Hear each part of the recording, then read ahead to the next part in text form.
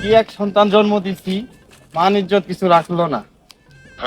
শালা আসুক আগে। এইদিকে আই। এতটুকু রাস্তা আইতে যদি তুই খায় পড়ো তাহলে জীবনে কি করবি? আই এনু বস। কি হইছে দাও খায়। ও তুই এত আকাম উকাম করে বেড়াস, মানুষ আমারে বিচার দেয়। আব্বা তুমি আমার চিনো না, ওরা সব মিছা কথা কয় আমার নামে। আমি তো ওদের কাছে উল্টা পারে টাকা পাবো।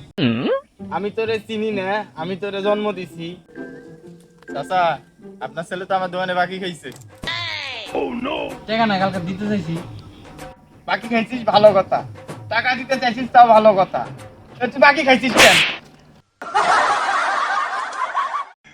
আব্বা আমি আর আকাম কাম করবো না, আমি ভালো ইনশাআল্লাহ ক।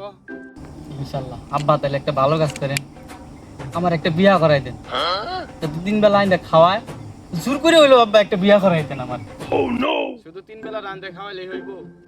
ও আব্বা হ, 3 বেলা রান্না খাওয়াইলি হইবে। তাহলে একটা বাবুচি রাইখা দেই, 3 বেলা রান্না করে খাওয়াইবো। বিয়া যাও তো করাই তাই না, তাহলে পাশে পুকুর পাড়ে যে জমিটা আছে এটা বিক্রি করে দাও, একটা আইফোন।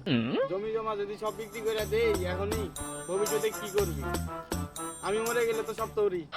মইরা গেলে যেহেতু পাম ওই তাহলে হালার পোলার বাসাইজকে কি লাভ, মাইরা লাই।